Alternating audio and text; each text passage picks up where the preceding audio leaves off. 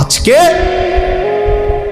আফসোসের বিষয়, বাংলাদেশের জমিনে যেই জমিনের মধ্যে ফ্যাসিস্ট নাই, জালেম পলাইছে, জালেমের অনুসারীরাও যারা পলাইছে, এরপরেও এই স্বাধীন সার্বভৌম বাংলাদেশে 24 পরবর্তী বাংলাদেশে, 5ই আগস্ট পরবর্তী বাংলাদেশে আফসোসের বিষয়, কতগুলো মাতাল, কতগুলো মুরতাদকে নারী শিক্ষা, নারী সংস্কার কমিশন হিসাবে দায়িত্ব দিছিল নারীর অধিকার ঠিক করে দেওয়ার জন্য। তাদেরকে তারা কমিশন রিপোর্ট দিছে গত কয়েকদিন আগে। নারীর অধিকার, যে নারী যারা বেশ্যা, নারী যারা পতিতা, তাদেরকে এই সমাজে রাষ্ট্রীয়ভাবে শ্রমিক হিসাবে স্বীকৃতি দিতে হবে, এই প্রস্তাব দিছে, প্রস্তাব পেশ করছে। এটা প্রস্তাব, যৌনকর্মীকে শ্রমিক হিসাবে, ওয়ার্কার হিসাবে স্বীকৃতি দিতে। আশ্চর্য, এটা বাংলাদেশে আশ্চর্য। এই সময় কেমনে সম্ভব হইল? এই মুরতাদ, এই মহিলাগুলো এগুলো কিভাবে পারলো, এই কলমে উঠলো কিভাবে কথা? পৃথিবীর কোনো মানুষ, একেবারে পৃথিবীতে কোনো মানুষ, যেখানে কোনো বিধর্মী, কোনো কাফের সমাজেও এমন অভদ্র কথা হইতে পারে না। পৃথিবীতে বেশ্যাবৃত্তি, পতিতাবৃত্তি পৃথিবীর কোনো সমাজে, এটাকে সমাজের অংশ কেন বলা হবে? এদেরকে সমাজের, ওরা বলতেছে এটা সমাজের অংশ, এরা সমাজের অংশ। প্রিয় ভাই আমার, বাপ আমার, আমাদের এটা উচিত, আমাদের এটা উচিত। আমি যে 3টা আয়াত পড়ছি, এই 3টা আয়াতের সূরা বাকারার মূল বক্তব্য এই কথাটা, যে নিজের ঈমান শুধু জবানের উচ্চারণ যথেষ্ট না, বরং কর্মের প্রমাণ দিলে মুমিন হয়, মজবুত হয়, ঈমান মজবুত হয়, ঈমান ঠিক থাকে। যদি কেউ জবানে তো বলে আমি আল্লাহকে মানি, আখিরাতকে মানি, কিন্তু কর্মে, আমলে, বাস্তবে ঈমান ইসলামের যদি তার মধ্যে নমুনা না থাকে, খোদার কসম আল্লাহ বলছে সেই মুমিন না, সে মুনাফিক। এই আয়াতে এটা বলছে মুনাফিকের চিহ্ন, অমিনান নাসি মান ইয়াকুলু আমান্না বিল্লাহি ওয়া বিল ইয়াউমিল আখির। আল্লাহ বলেন বহু মানুষ আছে এমন যারা জবানে বলে আমি আল্লাহকে মানি, মুখে পরিষ্কার বলতেছে আমি আল্লাহকে মানি, আখিরাতকে মানি, কিন্তু আল্লাহ নিজে বলতেছে ওয়া মা হুম বিমুমিনিন, না না না, এরা মুমিন না, এরা মুমিন না, এরা মুনাফিক, এরা মুনাফিক। এজন্য প্রিয় বন্ধু, জবানে আল্লাহকে মানি, এটা যে কাউকে জিজ্ঞেস করলে এখানে বলবে আমি আল্লাহকে মানি। আখিরাত মানো কিনা? বলবে হ্যাঁ মানি। তাহলে যদি আল্লাহকেই মানো, আখিরাতকেই মানো, তো চেহারা এমন কেন? সেজদা ছুটে গেছে যে ভাইয়ের, যেই বাবার, কেন নামাজ ছুটে গেল? আল্লাহকে মানলে নামাজ পড়লেন না কেন? আখিরাতকে মানলে নামাজ পড়লেন না কেন? আপনি বলতেছেন ক্ষুধার্ত, তো ভাত খাচ্ছেন না কেন? বলতেছেন পিপাসার্ত, তো পানি পান করছেন না কেন? বলতেছেন জান্নাত পেতে চাই, তোর সেজদা দিচ্ছেন না কেন? বলছেন জাহান্নাম থেকে বাঁচতে চান, তো হারাম ছাড়ছেন না কেন? বলেন কেন ছাড়ছেন না? ইনসাফের সাথে বলেন, ইনসাফের সাথে বলেন। প্রিয় ভাই, নিজের উপরে দয়া করুন। সার্টিফিকেট দেখে মুসলমান না, হাসরের ময়দান ভোটার আইডি কার্ড দিয়ে না, জন্ম নিবন্ধন সনদ দিয়ে না, পাসপোর্ট দিয়ে না, সেজদা দিয়ে, সেজদা আল্লাহর গোলামি, আল্লাহর বন্দিগি দিয়ে প্রমাণ করতে হবে আমার দিলের মধ্যে কালেমা, আমার জবানে কালেমা, আমার সারা দেহে কালেমার প্রতিচ্ছবি, ঈমানের প্রতিচ্ছবি, তাইলেই আমি মুমিন, নাই তো মুনাফিক। নাই তো কি বলেন না? নয় তো কি? এই যে শুনলেন, আল্লাহ বললেন ওমা হুম, হে কয় আমি আল্লাহরে মানি, আল্লাহ কয় না। হে কয় আমি আখিরাত মানি, আল্লাহ কয় না, তুমি মুমিন না। তাহলে কি বোঝা গেল? একজন মানুষ মুখে বলার পরেও আল্লাহ বলতেছে সে মুমিন না, তাহলে বোঝা গেল শুধু মুখের উচ্চারণ যথেষ্ট নয়। এটা বাদ না, মুখে উচ্চারণ করতে হবে না এটা না, মানে মুখের উচ্চারণই শুধু কি নয়, যথেষ্ট নয়। কর্মের প্রমাণ দিতে হবে, কর্মের প্রমাণ দিতে হবে। আমলের ঘাটতি মুনাফিকের চিহ্ন, আমলের অলসতা মুনাফিকের চিহ্ন, মুনাফিকের চিহ্ন। কোরআনুল কারীম থেকে আমি শুনাই বাবা, কোরআন আল্লাহ স্পষ্ট বলছে, সূরা তাওবার মধ্যে আছে মুনাফিক কেমন, কারা, আল্লাহ পরিষ্কার বলছে, ওয়ালা ইয়াতুনাস সালাতা ইল্লা ওয়া হুম কুসালা। আল্লাহ বলে মুনাফিক তারা যারা নামাজে আসে না, আর যদি আসেও অলস ভাবে। প্রথমত নামাজেই আসে না, দ্বিতীয়ত যাও কুদ্দুরা আসে তাও জান চলে না, অলস। কুসালা মানে অলস। এই যে অলসতার কথা একটু আগে কইছি, অলসতা ইমানের কাজে, আমলের কাজে খোদার কসম সরাসরি মুনাফিকের চিহ্ন। ওয়ালা ইউনফিকুনা ইল্লা ওয়া হুম কারিহুন। আর দ্বিতীয়ত আল্লাহ বলে মুনাফিকের চিহ্ন যারা আল্লাহর রাস্তায় খরচ করে না, যদিও করে তো প্রচন্ড অনিচ্ছা সত্ত্বে। যদি কখনো দেয়, আচ্ছা যা বেশি যন্ত্রণা করেছে, জানে টাকা 100 নেই বেড়া, পেয়া গেলে গেছে, পেয়া বেলে গেলে গেছে, নিচে এটে 100, আবার কখন যা পেয়া পয়সার মায়া করে লাভ নেই, যা নেই বেড়া। এতবার কইলে কেমনে না দেয়, মানুষ বলে না যে এতবার কইলে কেমনে না দেয় বেড়া, বারবার ঘুরিয়ে আইয়ে যা দিলাম দিলাম। এটা কি দান হলো? লান তানালুল বিররা হাত্তা তুনফিকু মিম্মা তুহিব্বুন। এক সাহাবী শুধু কেবল মসজিদে নববীতে খেজুর দান করছে গরিব সাহাবীদের জন্য। খেজুরের যে ছড়া, এই খেজুরের কলার ছড়ার ছড়ির মতো খেজুরের ছড়ি, এইটার মধ্যে কিছু খেজুর আছে একটু ফসা, এই আর কিচ্ছু না। এই কদ্দুর অপরাধ আল্লাহ তাআলা কোরআন আয়াত নাজিল করছে, সবচেয়ে প্রিয়টা দান না করলে সেই দানের বিনিময়ে আল্লাহ কখনোই কোনো নেকি দিবে না। কি পরিমাণ সাহাবায়ে কেরামের সংশোধন খোদ আল্লাহ করছে।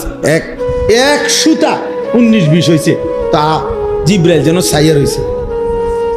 ব্যাপারটা বুঝো না, এরকম বহু আয়াত, এটা ভয়ের ব্যাপার।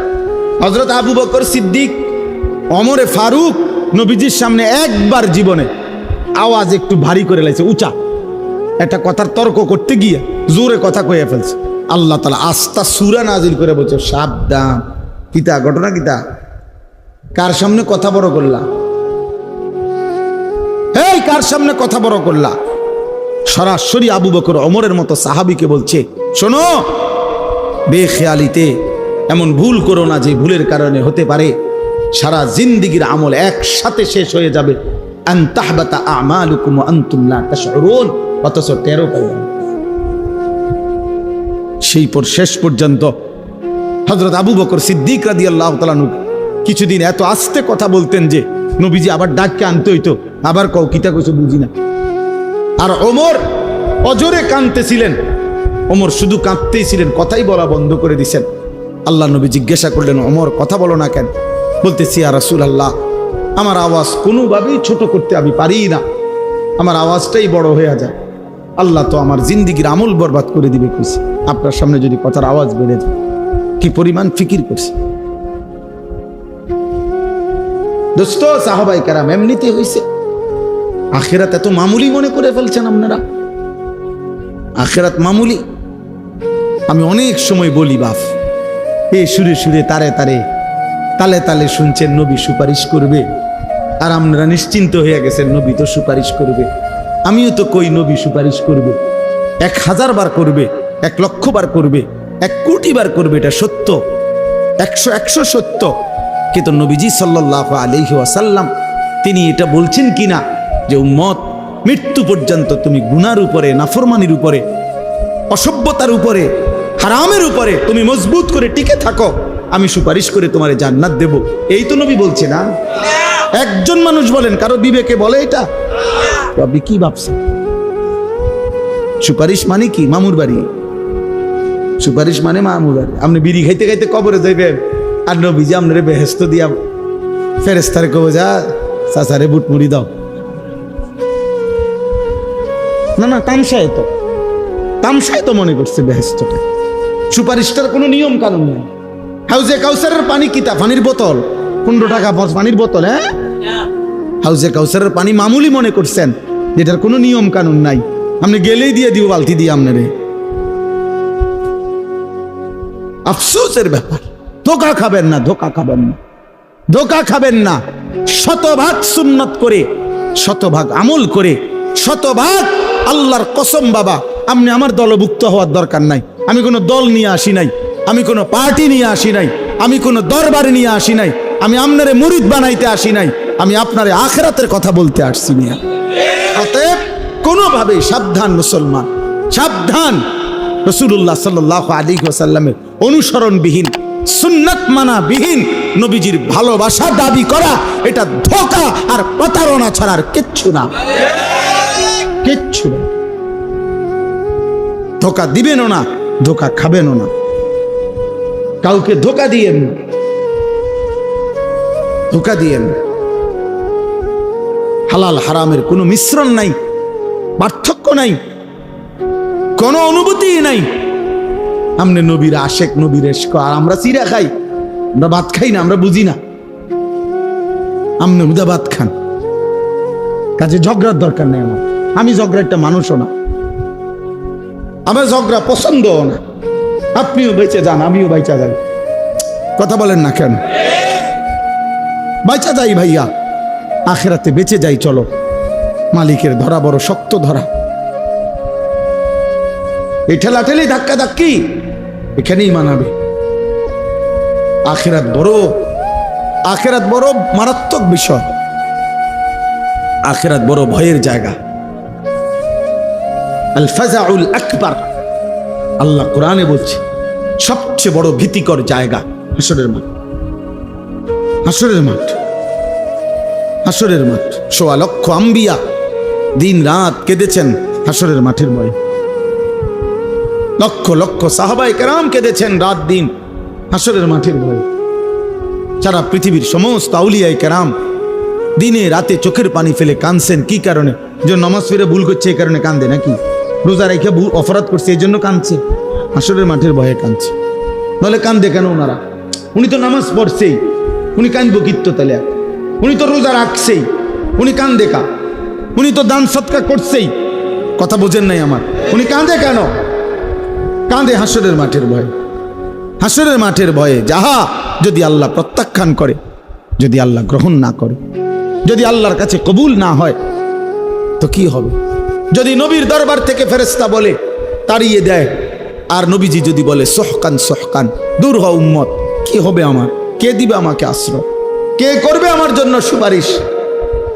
কোরআন শরীফে আছে, আল্লাহ বলছেন শতভাগ দিন মানে যারা আল্লাহর রাস্তায় খরচ করে, যারা, খোদার কসম কোরআন শরীফে আছে তাদের বৈশিষ্ট্য হলো অকুলুবহুম ওয়াজিলাতুন।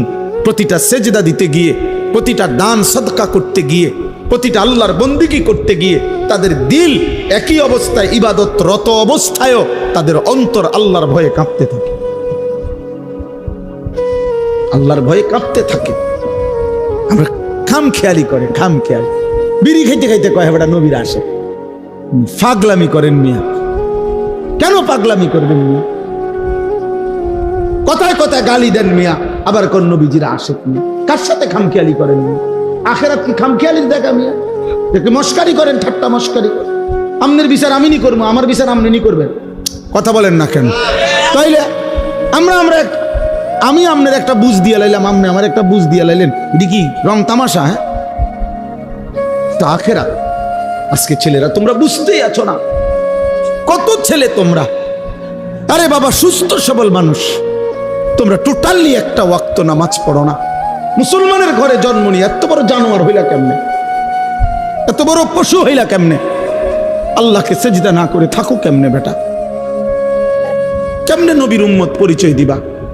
হাসরের ময়দানে দাঁড়াইবা কেমনে দোস্ত?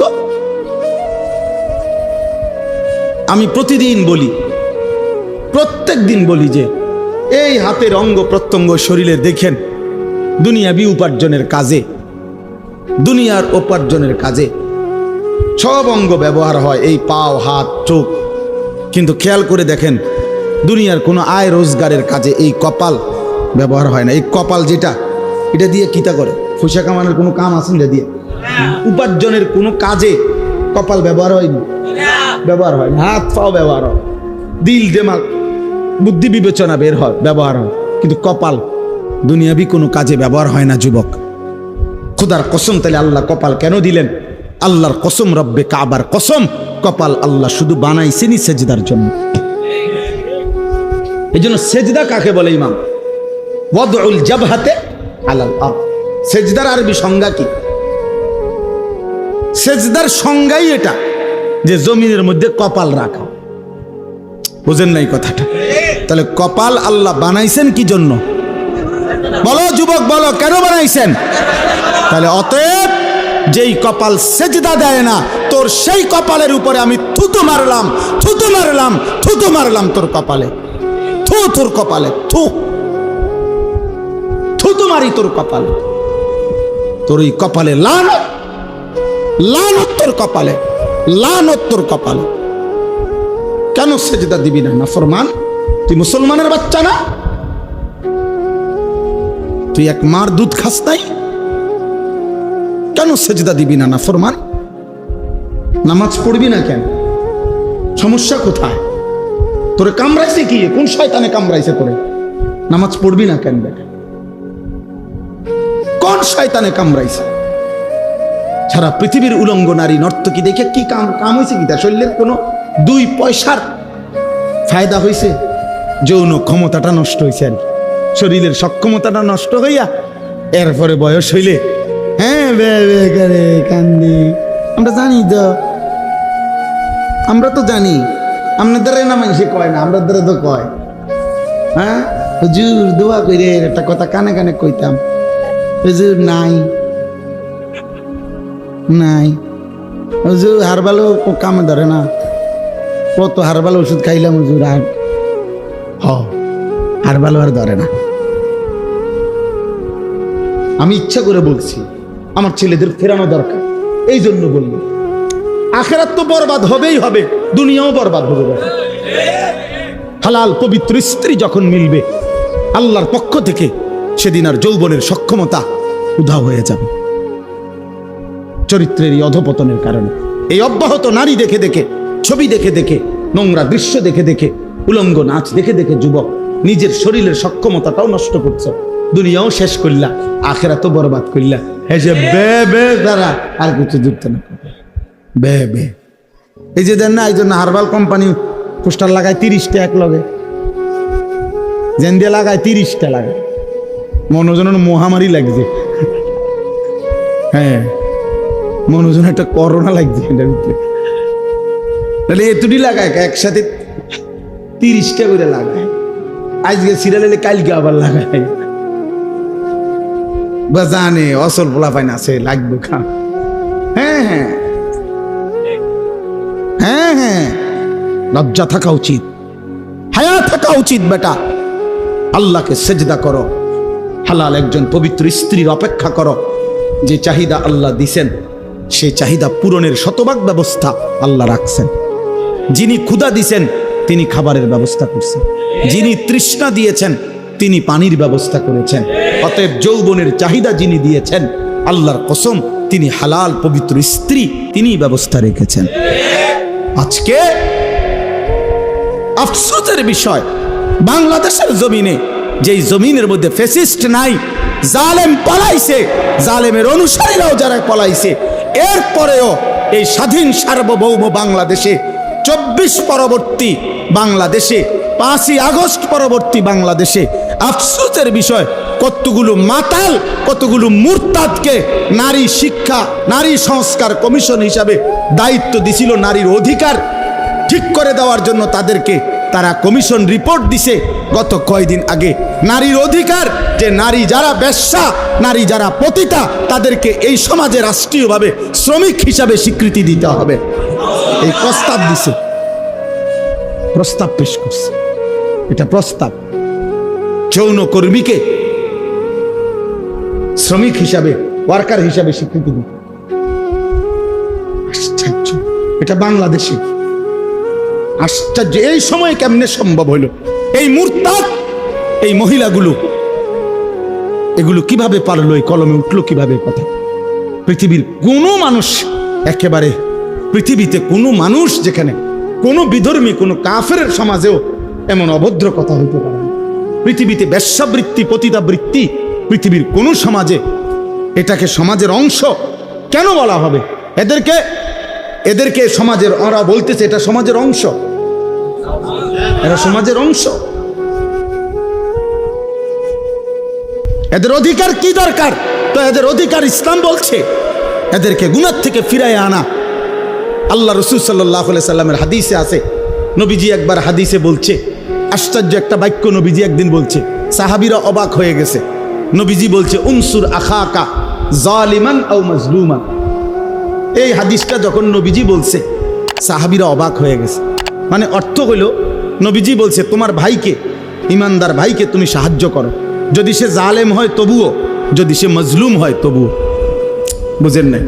তো সাহাবীরা অবাক হয়ে প্রশ্ন করলো, ইয়া রাসূলুল্লাহ, মজলুম তারে সাহায্য করা এটা তো যুক্তি আছে, কিন্তু যে জালেম তারে সাহায্য করব কেন? কথা বোঝেন নাই? হেরে সাহায্য করা মানে কি? আল্লাহর কসম, নবীজি বলছেন জালেমকে সাহায্য করা, এই কথার অর্থ হলো তাকে জুলুম থেকে ফিরাইবার চেষ্টা করা, এটাই তাকে সাহায্য করা। তাহলে কোনো অসৎ চরিত্রের নারীকে তার এই গুনাহ থেকে ফিরাইবার চেষ্টা করা, এইটা না তার সবচেয়ে বড় কি অনুগ্রহ? তাকে বুঝি তার এই যৌন পেশার উপরে তারে স্বীকৃতি দিয়া ওয়ার্কার, শ্রমিক হিসাবে তার ভাতা বেতন সব বুঝি ঠিকঠাক করিয়া তারে এই কাজে উৎসাহিত করা, এটারই তার উপরে দয়া। এই মুরতাদরা এটা লিখছে সরাসরি কোরআনের বিরুদ্ধে। আল্লাহ তাআলা যেখানে বলছে ওয়ালা তাকরাবু জিনা, জেনা ব্যভিচারের কাছেও যেও না, ওরা বলতেছে ওদেরকে স্বীকৃতি দিতে হবে। এটা বাংলাদেশে কিভাবে সম্ভব?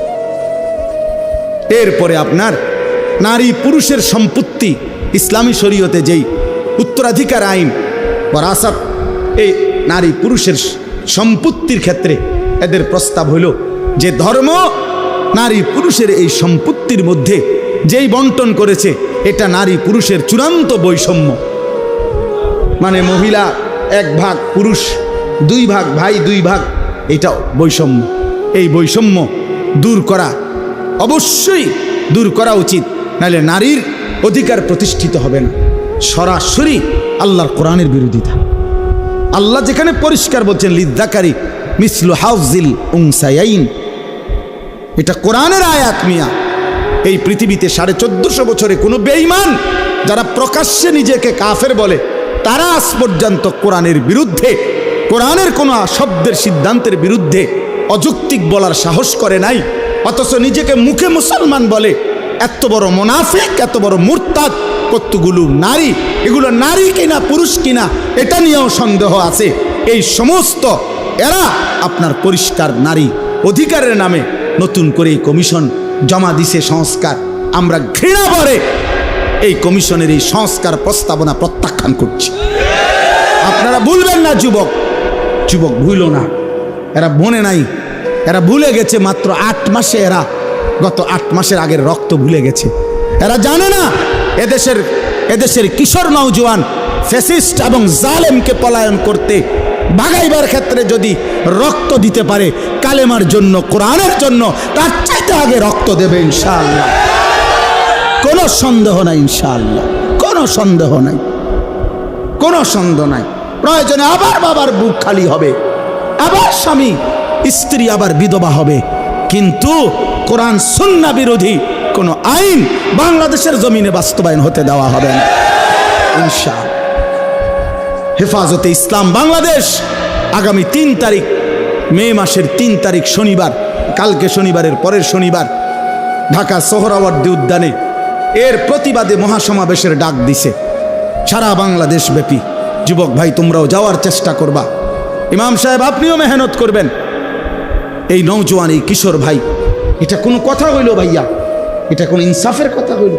কমপক্ষে 10টা ধারা, 10টা সুপারিশ এরকম যেটা সরাসরি আল্লাহর কোরআনের বিরোধী। ছেলে মেয়ে যদি ধর্মীয় বন্ধন, মানে ধর্মীয় নিয়ম কানুন ছাড়া যদি একত্রে থাকতে চায়, রাষ্ট্র সমাজ তাদেরকে বাধাগ্রস্ত করতে পারবে না। মানে এই বাড়ির হেরা স্বামী স্ত্রী এই ফ্ল্যাটের, বুঝেন নাই, এই ফ্ল্যাটের এই 2 ফোলা মাইয়া কি তোমরা এমনি থাকি, তোমরা এমনি থাকো কেন? এই কথা কইলে মামলা হবে। ওই যে আইন, এটাই আইন চাচ্ছে, বুঝেন নাই কথাটা? এই আইন চাচ্ছে। কি আশ্চর্য! এই সমাজ টিকবে তাহলে? এই সমাজ টিকবে বলেন? আমাদের পরিবার প্রথা টিকবে তাইলে? আমাদের সমাজের মধ্যে মানুষ থাকবে তখন? আর এমনিতেই আমাদের গুনাহের কি হালাত দেখে। এমনি আমাদের ছেলেরা শুধু মোবাইল দেখে ছেলেরা এক ওয়াক্ত সেজদা দেয় না। মোবাইল দেখে ছেলেদের হালাতের কি অবস্থা! আর যদি নারী পুরুষের অবাধ মেলামেশা শুরু হয়, কি হবে সমাজ? কি হবে সমাজের?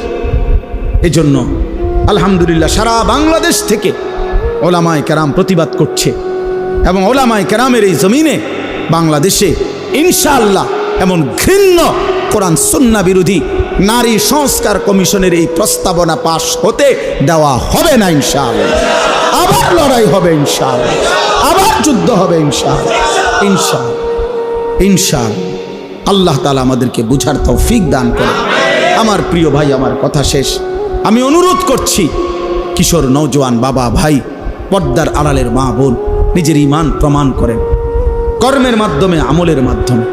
ওই যে বললাম, এটাই বললাম, আল্লাহ তাআলা বলছেন যে মুনাফিক সে অলসভাবে নামাজ পড়ে, যে মুনাফিক সে অনিচ্ছা সত্ত্বে দান করে। তাইলে আল্লাহর ইবাদতের মধ্যে ঘাটতি করা, কমতি করা, আমলের মধ্যে, এটা মুনাফিকের চিহ্ন। কিসের চিহ্ন এটা? আল্লাহ তাআলা আমাদেরকে মুনাফিকি হওয়া থেকে হেফাজত করেন। আমার বন্ধু, এক জাররা ইমানের অভাবে অনন্তকাল চিরস্থায়ী জাহান্নামের আগুনে পুড়তে হবে। যদি ইমান একটু কমপক্ষে এক জাররা ইমানও যদি না নিতে পারে, ইমান হারা মানুষ অনন্তকালের জন্য জাহান্নামে। কোরআন শরীফে আছে, দুনিয়ার জান্নাতি দুনিয়ার বন্ধুদেরকে যারা জাহান্নামী হয়েছে পরিচিত, তাদেরকে দেখবে জাহান্নামে, দেখা ডাক দিয়ে বলবে, দোস্ত ওয়ালাউলা নি'মাতু রাব্বি লাকুনতু মিনাল মুহদারিন। আল্লাহ যদি দয়া না করতো রে, আজ তো হয়তো আমিও তোর সাথে থাকতাম। এরপরে বলবে, বন্ধু আফামা নাহনু বিমাইয়িতিন, প্রিয় বন্ধু শোনো, আর কোনো দিন তোমারও মৃত্যু হবে না, আমারও মৃত্যু হবে না। অতএব বুঝত রে, তোর জাহান্নামের দুঃখ আর শেষ হবে না, আমার জান্নাতের সুখও আর শেষ হবে না। আমরা দুনিয়ায় যেমন বলি, আচ্ছা দেখুন তা নাহলে 2-4 মাস মাতবরি করো রে, কয়দিন আর কি, আমরা এমন বলি না? তো এইটা আখিরাতে না। আখিরাতে জান্নাত অনন্তকাল, জাহান্নাম, জান্নাতের সুখও কোনোদিন শেষ হবে না, জাহান্নামের দুঃখও কোনোদিন শেষ হবে না। এই জন্য প্রিয় ভাই, একজন বক্তা আনছে, কতক্ষণ ওয়াজ করছে, শিক্ষার দিছে, ভালোই লাগছে, এটা যেন না হয়। আমার অনেক কষ্ট হয় ভাইয়া, রাত নাই, দিন নাই, সকাল নাই, দুপুর নাই, ঘুরতে থাকি, দৌড়তে থাকি, বলতে থাকি। আল্লাহ আমাদেরকে মাফ করে দেন। আমরা সবাই ইনশাআল্লাহ কিশোর যুবক ভাই, আগামী দিনে ইসলামের জন্য অনেক বড় কোরবানি দিতে হবে, জানো না ভাইয়া? এই ফিলিস্তিন ইসরায়েলের এই যুদ্ধ, গাজার মুসলমানের এই রক্ত, 9 বছরের এক বাচ্চা, তোমার পত্রিকায় ছবি দিছে, 9 বছরের একটা ছেলে ফিলিস্তিনি, সে পৃথিবীবাসীর কাছে জানতে চাইছে, তার 2টা হাত উড়ে গেছে বোমার আঘাতে। সে জানতে চাইছে, পৃথিবীবাসী বলো, আমার বয়স মাত্র 9 বছর, 9 বছরে আমি আমার 2 হাত হারাইলাম, আমার আগামী জিন্দিগি আমি বাঁচবো কেমনে, চলবো কেমনে? এইভাবে আহাজারি করতেছে মজলুম। প্রিয় ভাই, তোমার ছোট ভাই যদি এটা বলে যে ভাই আমার 2টা হাত উড়ে গেছে, আমি এখন চলবো কিভাবে, তখন তোমার দায়িত্ব হলো তুমি তোমার ছোট ভাইকে বলবা, ভাইয়া, ছোট ভাই সরো, আমার মোবাইল টিফার, আমি নারী দেখবো, ছবি দেখবো, আমি উলঙ্গ নাচই দেখব, আমি আল্লাহকে কোনো সেজদা দেব না। এটাই তো ইনসাফ, ঠিক না? তো দেখো, ঠিক আছে ভাই, যারা নামাজ পড়ো না, যারা সেজদা দাও না, তোমার মুসলমান মায়ের এই করুণ পরিণতি, বোনের, ভাইয়ের, বাবার, ওয়াল মুস্তাদাফিনা মিনার রিজালি ওয়ান নিসাই ওয়াল বিলদান আল্লাযীনা ইয়াকুলুনা রাব্বানা আখরিজনা মিন হাযিহিল ক্বরিয়াতিজ যালিমি আহলুহা। দুর্বল, অসহায় নারী, শিশু, বৃদ্ধ চিৎকার করছে আর বলছে, আল্লাহ জালেমের জমিন থেকে আমাদেরকে বের করে নেন। এমন কঠিন মুহূর্তেও যাদের কপালে একটা সেজদা দিতে মন চায় না। আহারে যুবক, আমার বড় আফসোস হয় তোর জীবনে, কেমনে পারলি? এত মুসলমানের উপরে এত বড় জুলুম অত্যাচারের পরেও যে যুবক মোবাইলে নারী ছবি দেখতে আসে, কিটা আসলে তার কলজাটা কি? তার আসলে কলজাই নাই, পাথর সে। ওই মানুষের কোনো কাতারে পড়ে না। আল্লাহ আমাদেরকে বুঝ দান করেন। অতএব আমাদের প্রতিবেশী জম্মু কাশ্মীরের মধ্যে একজন হিন্দু মারা গেছে সন্ত্রাসীদের আঘাতে, সেইটার সুষ্ঠু তদন্ত করবে, সেইটা বাদ দিয়া ভারত পাকিস্তানের সাথে সরাসরি যুদ্ধের ঘোষণা দিয়ে দিছে। যুদ্ধের প্রস্তুতি দমাদম চলছে, মানে শুধু লাইগা যায়। ভারতে ওয়াকফ বিল পাশ করে সংসদে, ভারত তো প্রায় কমপক্ষে 200 কিলোমিটার, ঠিক না? আপনি বুঝেননি ভারত কত বড়? বিশাল ব্যাপার, বিশাল বড় ভারত। এই ভারতের যত সম্পত্তি আছে, সম্পত্তির মধ্যে তৃতীয় বৃহৎ সম্পত্তি হলো মুসলমানদের ওয়াকফ সম্পত্তি। বুঝছনি? পুরা ইন্ডিয়ার মধ্যে তৃতীয় বৃহৎ সম্পদ হলো জমি হলো মুসলমানদের ওয়াকফ সম্পত্তি। মানে ওয়াকফ বুঝেন না? মসজিদ মাদ্রাসায় যে মানুষ কি করে, জমি ওয়াকফ করে না, এই ওয়াকফ। এই সমস্ত ওয়াকফ সম্পত্তি মুসলমানদের, এগুলোকে কুক্ষিগত ছিনিয়ে নেওয়ার জন্য ভারতের সংসদে পরিকল্পিতভাবে ওয়াকফ বিল পাশ করা হয়েছে। পাশ করে কৌশল করে ষড়যন্ত্র করছে।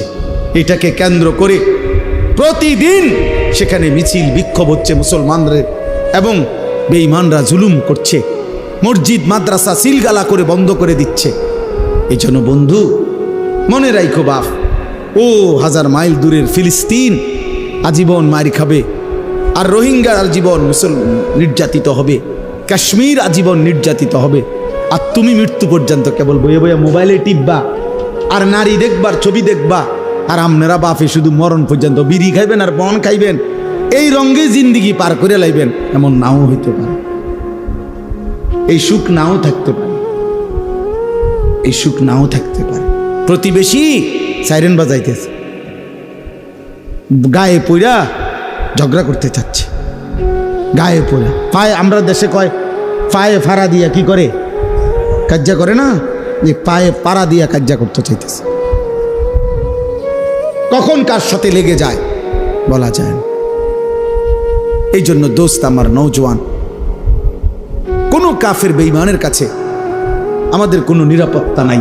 আমাদের নিরাপত্তা শুধু আমাদের আল্লাহর কাছে। তিনি আমাদের আপন, তিনি আমাদের সহায়, হুয়া মাওলানা, তিনি আমাদের অভিভাবক। ওয়া আলাল্লাহি ফালিয়াতাওয়াক্কালিল মুমিনুন, মুমিনের উচিত শুধুই কেবল আল্লাহর উপরে ভরসা করা। কার উপরে? আল্লাহ আমাদেরকে তৌফিক দান করেন, আল্লাহ তাআলা আমাদেরকে কবুল করেন। আজকের এই মাদ্রাসার মাহফিল আল্লাহ তাআলা ভরপুর বরকত দান করেন। আপনারা কষ্ট করছেন, মহব্বত করে শুনছেন মাদ্রাসার এই আয়োজনে। মাদ্রাসাকে ভালোবাসবেন, মাদ্রাসাকে ভালোবাসেন। মাদ্রাসা একজন মহল্লাবাসীর কাছে 3টা জিনিস চায়: দোয়া, সন্তান, সম্পদ। মুসলমানের দোয়া, মুসলমানের সন্তান, মুসলমানের দান সাদাকা। এই 3 জিনিস যে ব্যক্তি মাদ্রাসার সাথে সম্পৃক্ত রাখে, মাদ্রাসার জন্য দোয়াও করলাম, আমার কিংবা কারো সন্তান আমি পড়তে ব্যবস্থা করে দিলাম, কিছু দান সদকাও করলাম। বুজুর্গানে দিন বলে যে আশা করা যায় আমার শায়েখ আল্লামা মুফতি মুশতাকুর নবী কাসিম হুজুর তো সবসময় বলে যে আশা করা যায় ওই ব্যক্তি কিয়ামতের দিন মাদ্রাসাওয়ালাদের সাথে হাসরের ময়দানে দাঁড়াবে। এই জন্য আপনারা এই মাদ্রাসাকে ভালোবাসবেন ইনশাআল্লাহ, ইনশাআল্লাহ। এই জন্য বললাম আল্লাহর কথা দিল দিয়ে শুনলে ভালো। কোরআনুল কারীমের মধ্যে আছে, ওয়া ইদা কুরিআল কুরআনু ফাসতামিউ লাহু ওয়া আনসিতু লাআল্লাকুম তুরহামুন। যখন আল্লাহর কোরআন পড়া হয় তখন তোমরা মনোযোগ দিয়ে শোনো এবং চুপ থাকো। সরাসরি আল্লাহর আদেশ, ফাসতামিউ লাহু ওয়া আনসিতু, তোমরা মনোযোগ দিয়ে শোনো এবং চুপ থাকো। আল্লাহ তাআলা ওয়াদা দিয়েছেন যদি এই 2টি কাজ করতে পারো তো লাআল্লাকুম তুরহামুন, অবশ্যই তোমাদের উপরে রহমত বর্ষিত হবে। আর তাফসিরের মধ্যে আছে রহমত বর্ষিত হবে মানে হলো যে আল্লাহর কথা মনোযোগ দিয়া শোনে, চুপ থেকে শোনে, এই রহমত তার উপরে বর্ষিত হয়, মানে আল্লাহ তাকে ওই কোরআন অনুপাতে আমল করার তৌফিক দান করে। এটাই লাআল্লাকুম তুরহামুনের অর্থ। তাহলে এই যে দেখবেন অনেক মানুষ আল্লাহর দ্বীনের কথার উপরে তার আমলের তৌফিক হয় না কেন? চাচা জান আজগা সামনের কাতারে নামাজ পড়ে, 30 বছর 40 বছর সামনের কাতারে বসে নামাজ পড়ে, প্রত্যেক শুক্রবারে জুমার নামাজের বয়ান শোনে, কিন্তু যেই কিসিমের সুরত চলাফেরা এরকমই। তাহলে এমন কেন? এই সুদ খাইতেছে, মিথ্যা বলতেছে, বিড়ি সিগারেট খাইতেছে, গালিগালাজ করতেছে, টেলিভিশন নাচ গান দেখতেছে, নাটক সিনেমা দেখতেছে, অথচ মসজিদে উনি সামনে বসে নামাজ পড়ে। তো উনি এরকম সদরবদর কেন? এমন কেন? মূল কথা হলো কলিজার মধ্যে এটাই, দিলের মধ্যে যদি পরীক্ষা করা হয় তো এটাই পাওয়া যাবে যে তার দিলে আল্লাহর কথার প্রতি কোনো আগ্রহ, কোনো আন্তরিকতা, মানবার কোনো মানসিকতাই মূলত নাই, কোনো মানসিকতাই নেই। এ বসে হয়তো জুরায় মাথা নিচের দিকে নিয়ে রাখে, কাইথিয়া থায় ঠ্যাং হাত, মানে এক ধরনের জান চলে না, বাপ অবহেলা, অলসতা, খামখেয়ালি আল্লাহর কথার প্রতি। এই মানুষগুলোর কি হয় না? জীবনেও পরিবর্তন হয় না। অলসতা অত্যন্ত ভয়ঙ্কর একটি ব্যাধি। হাদিসের মধ্যে আছে, আমাদের প্রিয় নবী সাল্লাল্লাহু আলাইহি ওয়াসাল্লাম 5 ওয়াক্ত নামাজের পরে নবীজি সাল্লাল্লাহু আলাইহি ওয়াসাল্লাম কিছু দোয়া করতেন কমন, মানে নিয়মিত প্রত্যেক নামাজের পর। এর মধ্যে এটাও তিনি দোয়া করতেন, আল্লাহুম্মা ইন্নী আউযু বিকা মিনাল আজজি ওয়াল কাসাল। আল্লাহ, আমি আপনার নিকট দুর্বলতা, অক্ষমতা এবং অলসতা থেকে পানাহ চাই। এটা নবীজি দোয়া করতেন, নবীজি এটা দোয়া করতেন। অর্থাৎ অলসতা থেকে মুক্তি চাই, নেক কাজে গরিমসি করা, অলসতা করা, এটা থেকে আল্লাহ নবী সাল্লাল্লাহু আলাইহি ওয়াসাল্লাম পানাহ চাইতেন। কোরআন শরীফে আছে, ফাইজা ফারাগতা ফানসাব। আমাদের প্রিয় নবী সাল্লাল্লাহু আলাইহি ওয়াসাল্লামকে আল্লাহ তাআলা বলছেন, আপনি যখন সারাদিন দ্বীনি কাজ করে রাত্রিবেলা অবসর হবেন, দাওয়াত, তাবলীগ, তালিম, তাজকিয়া, জিহাদ, ইমামত, কত কাজ করতেন নবীজি দিনের বেলা। পুরাটা সময় তিনি মানুষের কল্যাণে, উম্মতের ফিকিরে দ্বীনি কাজ করতেন। তো আল্লাহ তাআলা বলেন যে এই দ্বীনি কাজগুলো থেকে সারাদিন পরিশ্রম করে রাত্রিবেলা আপনি যখন ফারেগ হবেন, অবসর হবেন, তো এবার লম্বা ঘুম দিবেন এরকম না। আল্লাহ বলছে ফাংসাব, অবসর হয়ে রাত্রিবেলা তো পুনরায় আপনি আবার পুনরায় পরিশ্রম করতে শুরু করবেন। কি পরিশ্রম? তাফসীরের মধ্যে আছে, পুনরায় এবার রাত্রিবেলা তাহাজ্জুদ, জিকির, তেলাওয়াত, সেজদা, দোয়া, কান্নাকাটি, এই ইবাদতের মধ্যে লেগে যায়। তাহলে নবী সাল্লাল্লাহু আলাইহি ওয়াসাল্লামকে আল্লাহ তাআলা অবসর দিলেন কোথায়? অবসর দিলেন কোথায়? অবসর কই দিলেন? কোনো অবসর নাই। সারাদিন মেহনত করার পরে আবার বলতেছেন ফাংসাব, অর্থ হলো আপনি কঠোর পরিশ্রম করুন, আবার রাত্রে লম্বা সময় আপনি পরিশ্রম করুন। অবসর নাই। মুমিনের দুনিয়ায় কোনো অবসর হয় না। ইমানদারের জিন্দিগি, যারা আখিরাত সামনে, যার অনেক নেকি দরকার, যে বোঝে যে আমার কবর অনেক লম্বা, হাসরের ময়দান আমার অনেক লম্বা, তার সময় খুব কম, তার সময় খুব কম।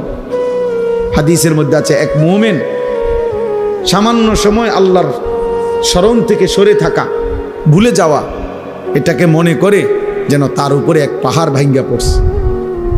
আর এক নাফরমান বড় থেকে বড় কোনো পাপ করা, এটাকে মনে করে যেন এক সামান্য পিঁপড়া তারে কামড় দিছে, অর্থাৎ সেইটাকে কিছুই মনে করে না। কিন্তু এক ইমানদার সামান্য একটু ভুলকেও অনেক বড় কিছু মনে করে, অনেক বড় মুসিবত মনে করে। এই জন্য প্রিয় ভাই বাবা, আমার জন্য আপনার জন্য এটা একটা জরুরি বিষয়। ইবাদতে অলসতা, এ মন চায় না, ভাল লাগে না, আচ্ছা যান না, আইতে আছে, আচ্ছা করবো আর কি, আচ্ছা সময় আছে তো, এরকম শুরু করছেন না। এই এক ধরনের অবহেলা, অলসতা, এটা অনেক বড় লানত, অনেক বড় অভিশাপ। কর্মের উদ্দীপনা না থাকা, মেহনতের একটা জজবা না থাকা, হৃদয়ের মধ্যে কোনো আখেরাতের প্রেরণা না থাকা, এটা লানত। লানত এটা অভিশাপ, এটা অভিশাপ যে আল্লাহ তাআলা দিল মুর্দা বানায় দিছে। ওই দিলের মধ্যে আর আখেরাতের কোনো প্রেরণা জাগে না, ইবাদতের কোনো প্রেরণা জাগে না। কোরআন শরীফে আছে হযরত মুসা আলাইহিস সালাম এবং ওনার ভাই হারুন আলাইহিস সালাম, ওনারা দুইজনই নবী ছিলেন এবং দুইজনকে আল্লাহ তাআলা একসাথে নবী বানাইছেন। এই দুইজনকেই আল্লাহ বলছেন ফেরাউনের কাছে আমার দ্বীনের দাওয়াত, কালেমার দাওয়াত নিয়ে যাও। তো এইটা যে বলছে, এইখানে আল্লাহ একটা কথা বলছে ওনাগরে, ইদহাবা ইলা ফিরআউন, তোমরা দুইজন ফেরাউনের কাছে যাও, ওয়ালা তানিয়া ফি যিকরি। এইটার অর্থ হলো সাবধান, শুনে রাখো, নবীদেরকে বলতেছে আমি আল্লাহর স্মরণ, আমার জিকির করতে অলসতা করো না, অলসতা করবা না আমার স্মরণে, আমার ইবাদত। অর্থাৎ একবার বলছি, দুইবার বলছি, 10 বার বলছি, 50 বার বলছি, শুনে না, হ্যাঁ আর হইতো না, আরে বাদ দাও তার কথা, অসিব্য, এটা হইতো না। না, আল্লাহ বলছে সাবধান, এইটা বলা যাবে না, কোনো রকমের অলসতা করা যাবে না, অলসতা করা যাবে না, বরং বলতেই থাকো, বলতেই থাকো, বলতেই থাকো, আল্লাহর বান্দাকে বলতেই থাকো, বলতেই থাকো। এই জন্য দোস্ত, অলসতা, অবহেলা অনেক বড় অভিশাপ। কোরআনুল কারীমে আছে আল্লাহ তাআলা আমাদের নবী সাল্লাল্লাহু আলাইহি ওয়াসাল্লামকে বলছেন, নবীজিকে বলছেন সরাসরি, ওয়ালা তাকুম মিনাল গাফিলিন, প্রিয় বন্ধু আমার, আপনি গাফিলদের অন্তর্ভুক্ত হবেন না। এইমাত্র মাওলানা বলতেছিল এই আয়াত যে আল্লাহ তাআলা বলছে 3 শ্রেণীর মানুষকে অনুসরণ করবেন না। আমি এই ওযু করতে করতে কদ্দুর শুনছি, আমার এটা তবিয়ত, আলহামদুলিল্লাহ, চেষ্টা করি যে তোমার লোক কথাও কইছি, হে কি কইছে এটাও শুনছি। সেইটা বলছে এখন, ওয়ালা তুতি' মান আগফালনা কলবাহু আন যিকরিনা ওয়াত্তাবা হাওয়াহু ওয়া কানা আমরুহু ফুরুতা। সূরা কাহফের আয়াত। আল্লাহ তাআলা বলেন, হে নবী, 3টি বদ অভ্যাস যার, আপনি তার অনুসরণ করবেন না, তার সাথে চলবেন না, তার সঙ্গী হবেন না, এই ফালতু লোক। 1 নাম্বার হলো যার অন্তর আমি আল্লাহর স্মরণ থেকে গাফেল। 3 ঘন্টা তার লগে চললেন, 8 ঘন্টা তার লগে একসাথে উঠা বসা করলেন, নাফরমানের মুখ দিয়ে একটা বার আল্লাহর নাম আসলো না, এটা ফালতু লোক, একদম ফালতু বেটা। লাখ লাখ যুবক তোদেরকে শেষ করে দিছে বেটা, ওই অসভ্য বন্ধু নামের শয়তান। 10 ঘন্টা যেই নাফরমানের সাথে চলার পরেও ওই হাইওয়ানের মুখ দিয়ে একটা বার আল্লাহর নাম বের। এরই মাঝে জোহরের আজান চলে গেছে, আসরের আজান চলে গেছে, মাগরিবের আজান হয়ে গেছে, এশার আজান হয়ে গেছে। বেঈমান একটাবার বলেও না, কিরে তুইও মুসলমান আমিও মুসলমান, নামাজ পড়তি না? এত বড় অসভ্যের সাথে চলতে নাই, এত বড় অসভ্যের সাথে চলতে নাই। যার অন্তর আল্লাহর স্মরণ থেকে গাফিল, যার কলিজায় আল্লাহর স্মরণ আছে, তার জবান দিয়া এমনিতেই আল্লাহর নাম বের। আমাদের খতিব সাহেব বর্তমান জাতীয় মসজিদ বাইতুল মুকাররমের যিনি খতিব, সারা পৃথিবী বিখ্যাত আলেম। ওই আমরা তো যারা ওয়াইজ বক্তা, তারা তো মানছে এগুলার রেডিমেড টাইটেল বানায়, আন্তর্জাতিক খ্যাতি সম্পন্ন মুফাসসিরে কোরআন, যমুনা ব্রিজ, তারপরে ভৈরবের ফুল, সিমেন্টের বস্তা, কইতে কইতে হুজুর কই, বক্তা কই, টাইটেল কই, পুরে এলাইছে আর সোজা কথা। এগুলো অধিকাংশই ধোঁকা, কিন্তু উনি বাস্তবিক অর্থেই পৃথিবী বিখ্যাত আলেম। আমার বাংলাদেশ ওনাকে যে পরিমাণ চিনে, বিশ্বাস করেন গোটা আরব তার চাইতে 100 গুণ বেশি ওনাকে চিনে। উনি আরবের সমস্ত আলেমদের কাছে সমাদৃত একজন আলেম। আরবের ইউনিভার্সিটিতে ওনার কিতাব, লিখিত আরবি কিতাব পড়ানো হয়, মোতালা হয়, গবেষণা হয়। এই বর্তমান যিনি খতিব সাহেব, এই সহজ সরল এই মানুষটি আমাদের কুমিল্লার গর্ব, মনোহরগঞ্জের সন্তান। আলহামদুলিল্লাহ, আলহামদুলিল্লাহ। এমন সোনার মানুষ, এমন আলোকিত মানুষ। তো এরকম বরকতময় একজন ব্যক্তিত্ব তিনি হযরত মাওলানা আব্দুল মালেক সাহেব। অনেকবার নিজের জীবনে এই কথাটা, যে আমি যে কথার প্রসঙ্গে বলতেছিলাম, হুজুরকে আমি অনেক দেখছি, বয়ান শুনছি। এই মনে করেন বসে আমি কুমিল্লা খিদমা হসপিটালে হুজুরকে দেখছি, ওয়াজ ছাড়াও এমনি, মানে ওনার আব্বা অসুস্থ ছিলেন, উনিও বড় আলেম ছিলেন। তো ওনার আব্বা দেখতে আসছে, হসপিটালে বসা আব্বার শুশ্রূষা, আমরাও বসছি। আবার মাহফিলে দেখছি, ওয়াজে দেখছি, ওনার এক দবিও দেখছি যে কথা বলতেছে বলতেছে, স্বাভাবিক কথা হোক আর ওয়াজ হোক, হঠাৎ 4 মিনিট 5 মিনিট 3 মিনিট পর পর একটু থেমে যায়, টাইম আবার নিজে নিজে বলে লা ইলাহা ইল্লাল্লাহ, লা ইলাহা। 2-3 বার লা ইলাহা ইল্লাল্লাহ পরে আবার ওয়াজ করে। মনে হয় যেন এইটা দিয়ে উনি নিঃশ্বাস ফেলে, জিকির দিয়ে দম ফেলে, জিকির দিয়ে। হ্যাঁ, আমি বহুবার দেখছি এটা, বহুবার, যে ফাঁকে ফাঁকে হঠাৎ কথা বলতেছে কোন এক প্রসঙ্গ, কিন্তু মাঝখানে থাইমা গেছে, ব্রেক দিয়ে ফেলছে, দিয়েই কি করে কালেমার পরে কয়েকবার পরে আবার কথা বলে। আবার হসপিটালেও দেখছি, ওই সময় তো ওয়াজ করে না, মানে ওনার আব্বারে দেখতে আসছে, এইখানেও এই তবি হচ্ছে। তাহলে 24 ঘন্টা যার জিন্দিগি আল্লাহ তাআলার জিকির মোহাব্বত তার কলিজার মধ্যে, আল্লাহ তাআলা বলছেন তার সাথে চলবে।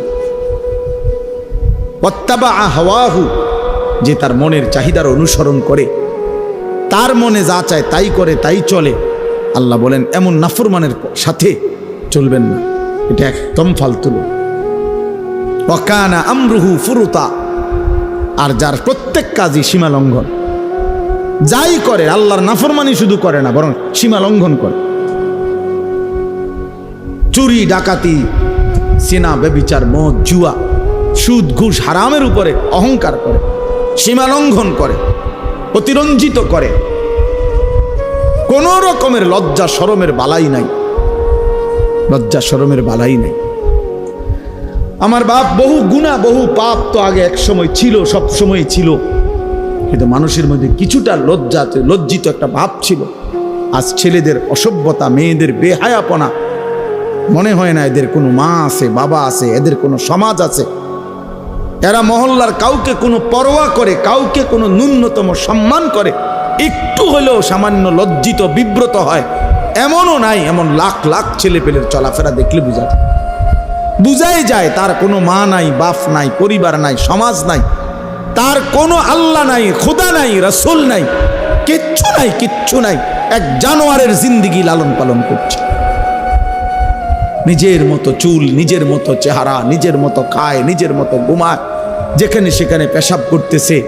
এটা কি রাস্তার কিনার, মানুষ দেখতেছে কি মনে করবে? নারী দেখতেছে, ছবি দেখতেছে, মোবাইল টিপতেছে, আড্ডা দিতেছে, রাস্তার পাশে কার মেয়ে নিয়ে গল্প করতেছে, হাসি ঠাট্টা ছবি উঠাইতেছে। এদিক দিয়ে সিএনজি যায়, গাড়ি যায়, মাইক্রো যায়, মানুষ দেখে, কিন্তু বেহায়া জানোয়ারের এক বিন্দুও লজ্জিত কোনো অনুভূতিও নাই। মানুষের কাতার থেকে বের হয়ে গেছে, ইনসানের কাতার থেকে বের হয়ে গেছে, নিজেকে পশুত্বের চাইতেও নিম্ন স্তরে নিয়ে গেছে। এজন্য দোস্ত, আমি যে কথা শুরু করছিলাম, আল্লাহর কথা মনোযোগ দিয়ে শুনতে হয়। বাবাদেরকেও বলি, জুমার নামাজের ইমাম সাহেব বয়ান করে, আপনি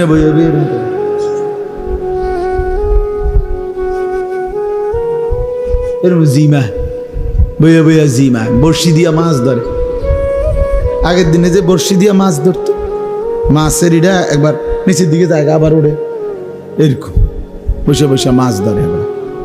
এই সমস্ত গাফেল মানুষ, এদের জীবনের পরিবর্তন হয় না।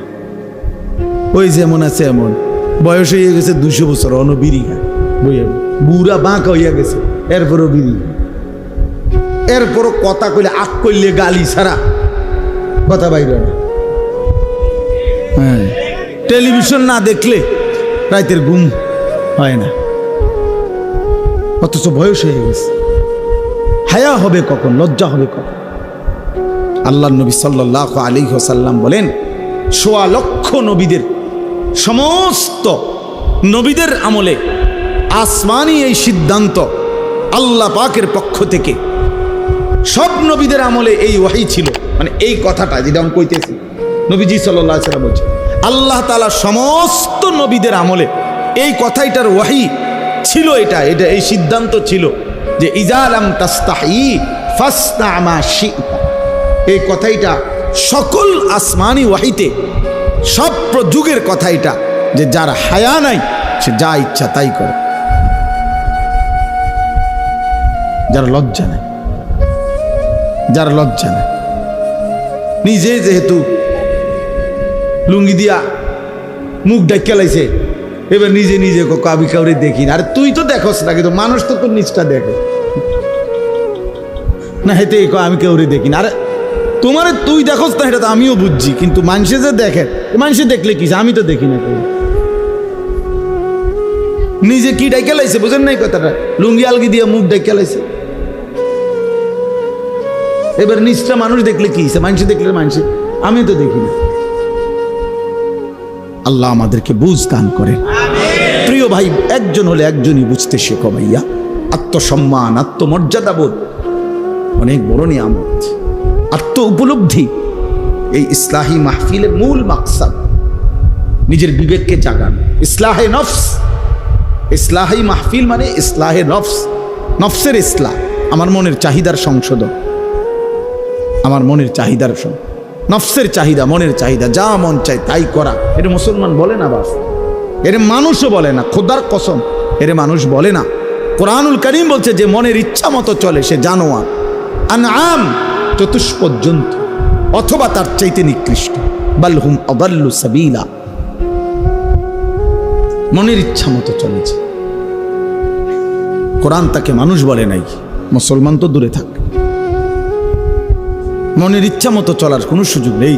ইসলাহি মাহফিল মানে ইসলাহে নফস, নফসের সংশোধন।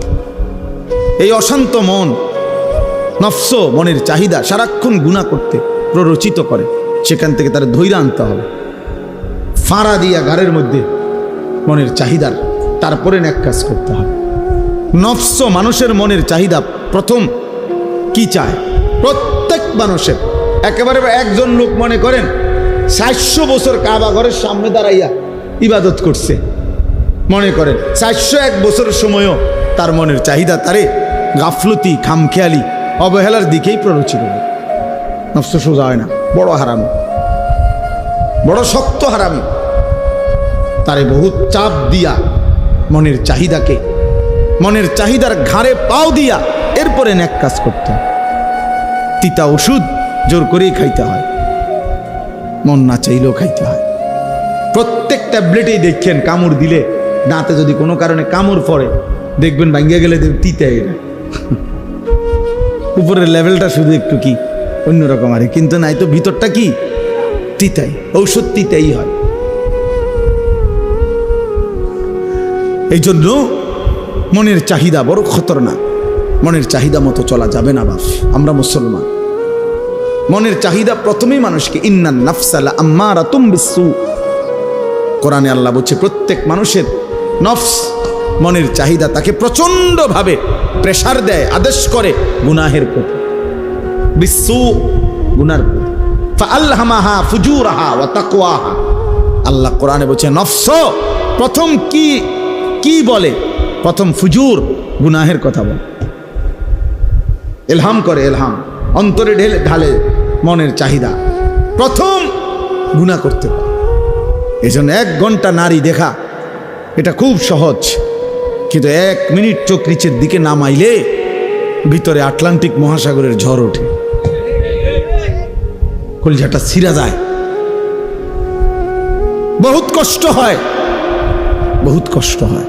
1 মিনিট চোখ নিচের দিকে নামায় রাখা, নারীর দিকে না দেখে থাকা বহুতই কষ্ট হয়, কিন্তু 1 ঘন্টা তাকাইয়া থাকলেও কোনো অসুবিধা হয় না, কারণ গুনাহ যে, কথা বুঝেন নাই, এতে কোনো সমস্যা হয় না।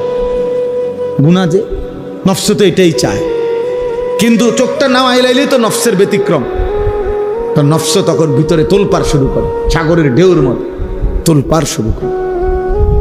এজন্য ভাইয়া, এই যে বুঝলেন আর কি, যে ভাবলেন এমনি এমনি দুনিয়া শেষ হবে, এই সিটার বাটফার লইয়েই আবার ভালো নেককার লইয়েই দুনিয়া শেষ হবে, সব একসাথে বাটফার হবে না, সব একসাথে ইমানদারও হবে না, বুঝেন নাই? এর নাম দুনিয়া, ভালো মন্দ এর নাম দুনিয়া, সব ভালো জান্নাত, সব মন্দ জাহান্নাম, আর ভালো মন্দ এর নাম কি? দুনিয়া। দুনিয়া এই নিয়েই চলবে, এর মাঝখান দিয়ে আমাদের বাঁচতে হবে, এর মাঝখান দিয়ে বাঁচতে হবে। এই সমাজে অসভ্যতা চলবেই, এই সমাজে নোংরামি চলবেই, এই চারিদিকে জিনা, ব্যভিচার, মদ, জুয়া, বেহায়াপনা, বেপরদিকি চলবেই, এর মাঝখান দিয়েই আমারে বাঁচতে হবে। এটাই তো পরীক্ষা, এটাই তো তাকওয়ার পরীক্ষা, এটাই তো আখিরাতের পরীক্ষা। আর আল্লাহ তো কোরআনে বলছেন, আমি দুনিয়ার হায়াত দিছি পরীক্ষা করার জন্য, লিয়াবলুয়াকুম লিনাবলুয়াহুম ওয়া নাবলুকুম ওয়ালা নাবলুয়ান্নাকুম, এই শব্দ বারবার আছে কোরআন শরীফে। পরীক্ষা করব বান্দা, পরীক্ষা করছি, পরীক্ষা করতে হবে, পরীক্ষা দিতে হবে। দুনিয়া দারুল ইমতিহান, দুনিয়াকে বলে পরীক্ষার ঘর, আখিরাত হলো ফলাফলের ঘর। এখানে পরীক্ষা দিবেন, হাসরের মাঠে ফলাফল শুনবেন। ফাআম্মা মান উতিয়া কিতাবাহু বিয়ামিনি, যার আমল নামা হাসরের ময়দানে আল্লাহ বলে ডান হাতে দেওয়া হবে, সে একটা চিৎকার দিয়া নিজের পরিবার, আত্মীয় স্বজন, পরিচিত জনদের সামনে নিজের আমল নামাটা দেখাবে, দেখায় বলবে, হা উমুকরাউ কিতাবিয়া, এই দেখো দেখো, পড়ো আমার নাম, আমার আমল নামা পড়ে দেখো, আমার নাম উঠছে জান্নাতীদের তালিকায়। ইকরাউ কিতাবিয়া, পড়ো তোমরা আমার আমল নামা, দেখো তো আমার নাম উঠছে কিসে। তাইলে দোস্ত, দুনিয়া পরীক্ষার ঘর, কাপুরুষ হেরে যায়, মুজাহিদ হারে না, মোমেন হারে না, কাপুরুষ হেরে যায়।